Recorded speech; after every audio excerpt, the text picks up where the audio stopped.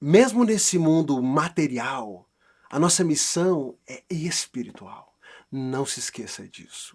Nós servimos a um Deus que é espírito, um Deus eterno, que procura adoradores que o adorem em espírito e em verdade. Nós anunciamos o reino dos céus, pregamos a remissão dos pecados mediante a fé no sacrifício de Jesus que nos dá a vida eterna. Nosso ministério é espiritual. Nosso serviço a Deus, tudo que fazemos para o Senhor, é pautado, voltado e pensando nas realidades, na realidade espiritual. E nós ansiamos por esse dia, ansiamos pelo dia em que nós, aqui hoje, materialmente, desfrutaremos dessa realidade que hoje ainda nos é distante, ainda nos é uma promessa, nos é um futuro prometido.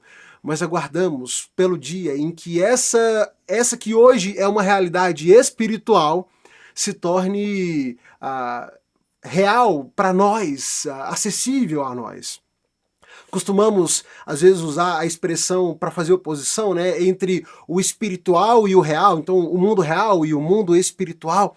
Talvez essa seja uma oposição perigosa, porque nos leva ao perigo de achar que nós temos, então, o mundo real, o mundo que eu posso tocar, o mundo que eu posso manipular, que eu posso pesar, onde eu posso quantificar e estabelecer medidas de sucesso, de crescimento e de resultados.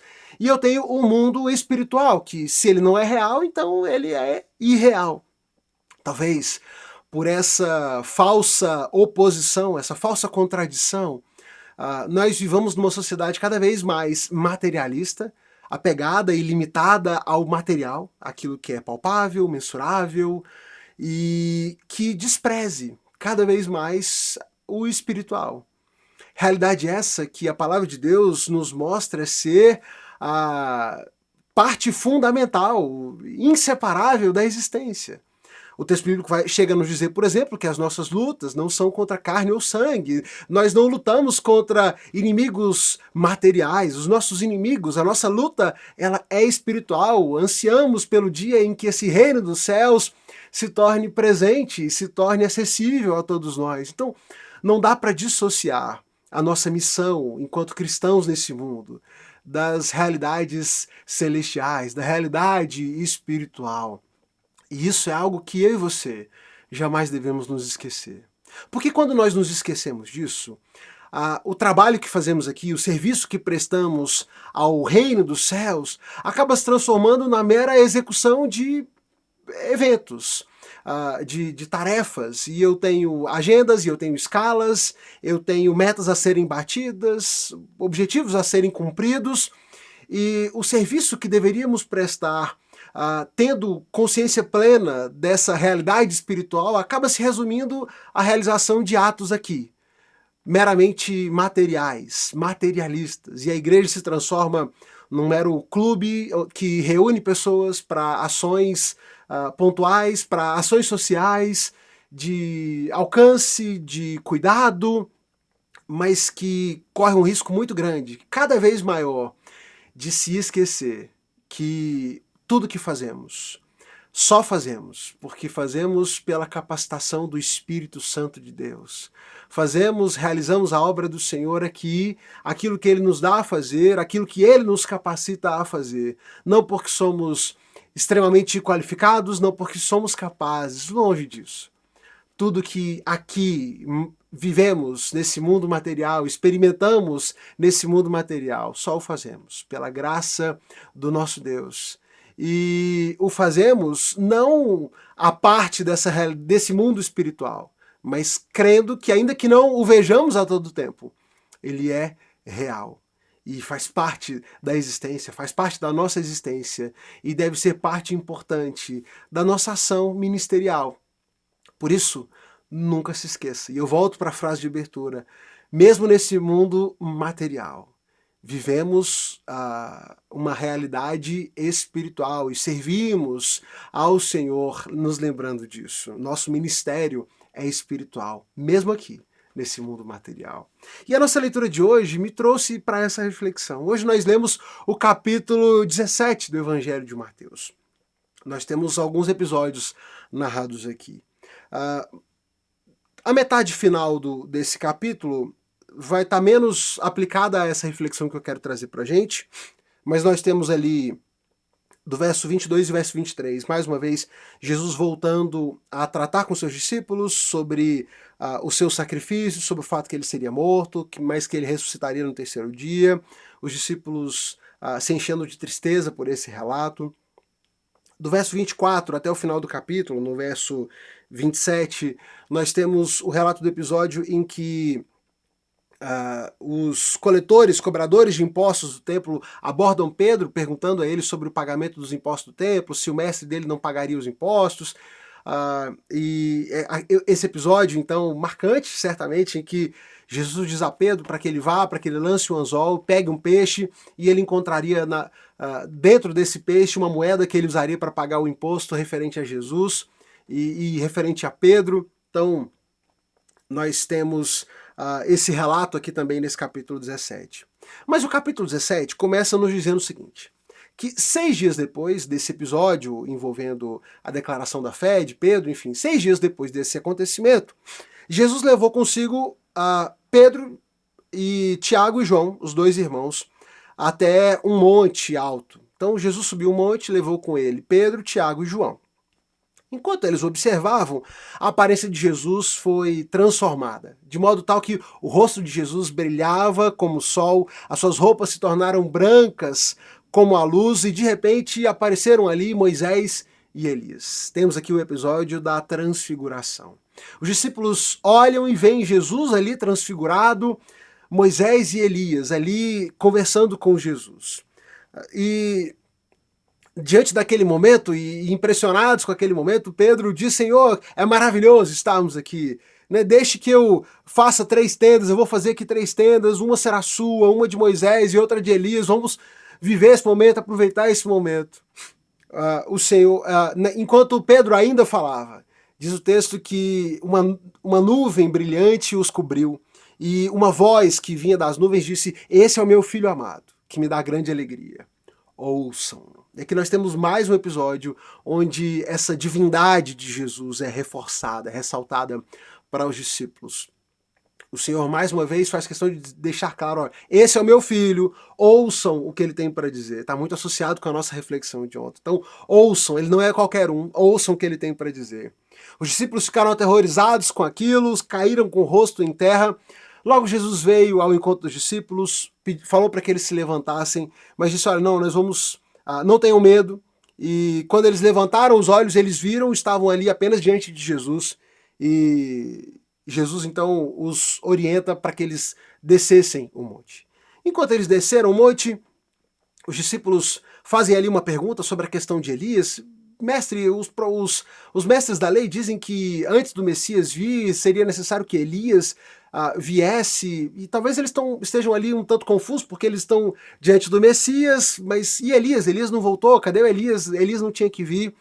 Jesus responde esclarecendo a eles que Elias já veio, mas eles não se deram conta, e fazendo referência, os discípulos entenderam que ele fazia referência a João Batista, não se tratando aqui de uma reencarnação. João Batista não era uma reencarnação de Elias, mas uma menção profética à questão da autoridade ministerial, da autoridade profética, do enfoque profético. Então, quando ele diz sobre essa Elias voltar, o texto não está falando sobre uma reencarnação, sobre uma reaparição de Elias. Jesus faz então dá essa resposta, os discípulos entendem que ele fazia menção a João Batista e ao ministério que João Batista desempenhou. E quando eles chegam no pé do monte, voltando para o mundo real, né, saindo daquele ápice espiritual, e eles experimentaram ali um vislumbre magnífico dessa realidade espiritual, vendo ali Jesus com a sua aparência transfigurada, Elias, Moisés, que momento incrível e tão espiritual que eles viveram ali. Agora eles voltam, eles descem, eles chegam ao pé do monte, voltando para a vida real. E lá eles se encontram com uma grande multidão que os esperava. E dessa multidão veio um homem que se ajoelha diante de Jesus e pede misericórdia. Fala, mestre, tem misericórdia do meu filho, ele tem convulsões, ele sofre terrivelmente. E eu trouxe para os seus discípulos, mas eles não foram capazes de curá-lo. Jesus então repreende os discípulos, os chama de geração incrédula, corrompida. Até quando eu estarei com vocês? Manda que tragam o menino. Jesus então expulsa aquele garoto que não estava simplesmente enfermo, mas também possuído por demônios. Então essa enfermidade era uma manifestação dessa possessão espiritual na vida daquele menino. Jesus expulsa aquele demônio, o garoto ele é curado, o garoto ele é liberto, e mais tarde os discípulos vão perguntar para Jesus por que eles não tinham conseguido. Por que, mestre? Por que nós não conseguimos expulsar? Nós já expulsamos tantos outros, já fizemos isso outras vezes, não era o nosso primeiro caso. E Jesus responde para eles, porque a sua fé é muito pequena. Respondeu Jesus. Eu lhes digo a verdade, se tivessem fé, ainda que do tamanho de uma semente de mostarda, poderiam dizer a este monte, mova-se daqui para lá, e ele se moveria. Nada seria impossível para vocês, mas essa espécie não sai senão com oração e jejum. Os discípulos são então repreendidos e depois Jesus elabora essa resposta quando os discípulos perguntam por quê, ao dizer para eles que eles não foram capazes de realizar aquela libertação daquele garoto porque lhes faltou fé. Faltou fé. Faltou fé aos discípulos. Ele enfatiza no final, né, que essa espécie só sai com oração. O texto não trabalha, não se aprofunda nos mínimos detalhes disso. Afinal de contas, o que é que eles fizeram de errado? Será que foi só a questão da postura, do coração deles? Será que naquele momento eles estavam ali e estavam inseguros por não estarem com Jesus? Ou estavam duvidando?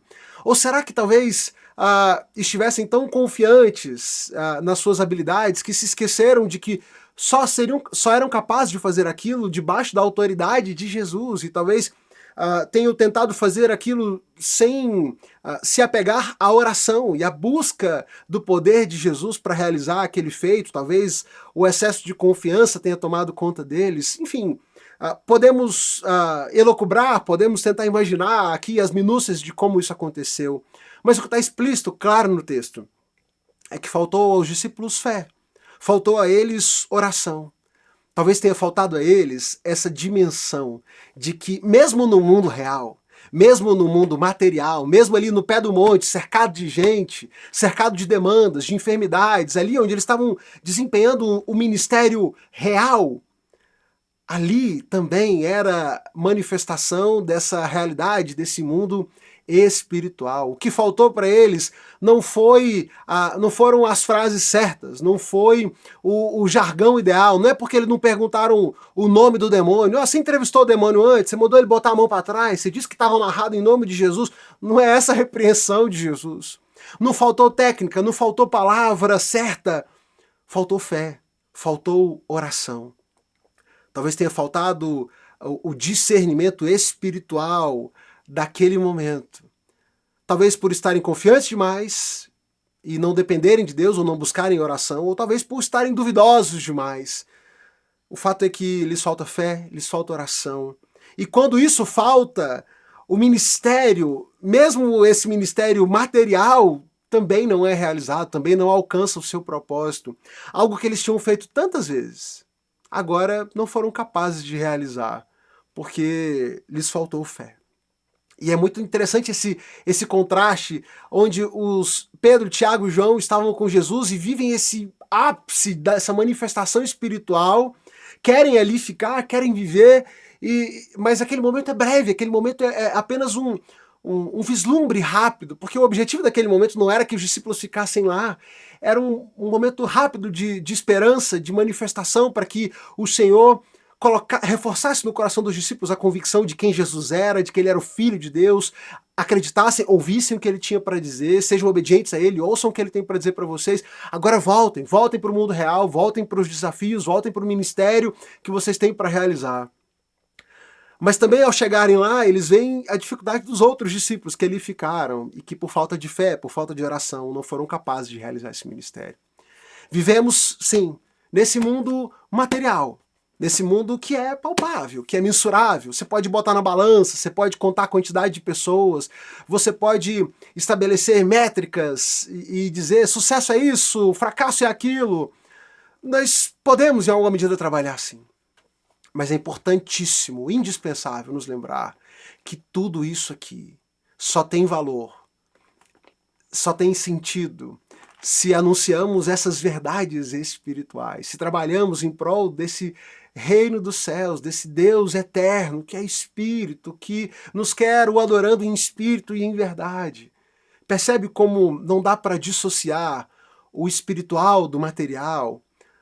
Não é o mundo real e o mundo espiritual. O mundo espiritual também é real, ainda que talvez nós não o vejamos com a mesma clareza, mas cremos no coração e cremos e testemunhamos nas escrituras e no que nos cerca e nos acontecimentos que nos cercam, que sim, o mundo espiritual existe, ele é real, ele é uma realidade e ele não deve ser ignorado. E você, irmão, não deve jamais esquecer de investir na sua vida espiritual, de investir tempo na sua vida de oração, na sua jornada de fé, nas disciplinas espirituais, na leitura da Bíblia, na busca ao seu Senhor, na devoção, buscando cada vez mais o poder de Deus para realizarmos a obra que Ele tem para nós aqui.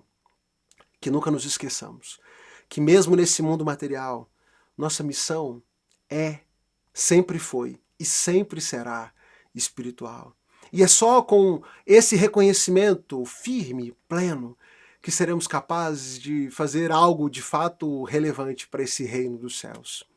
Invista na sua vida com Deus, invista na sua leitura bíblica, invista na sua vida de oração. Creia profundamente que é o Senhor quem nos capacita para realizar a sua obra e busque aquele que é o Senhor da missão. Que nós possamos nos unir a Ele na realização do seu trabalho aqui.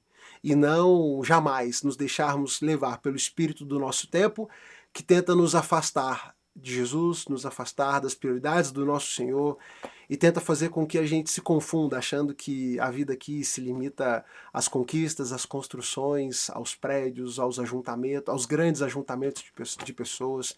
Que Deus nos livre de reduzir a nossa existência ao material, nos esquecendo dessa realidade espiritual tão incrível, tão majestosa, que existe, que é real e que nos aguarda no nosso Senhor. Nos lembremos disso e investamos nessa nossa jornada espiritual, que está intimamente ligada ao trabalho que realizamos aqui para o Senhor. Deus abençoe você. Compartilhe essa reflexão com alguém que possa ser abençoado por ela. Clica aqui na setinha, manda para um amigo, manda para um familiar e vai orar, irmão. Vai orar, dedica um tempo agora de devoção, dedica um tempo de oração ao Senhor. Busquemos ao nosso Deus em todo o tempo. Deus te abençoe. Te encontro aqui amanhã para mais um capítulo. E você já sabe, a cada capítulo lido, uma nova reflexão. Até!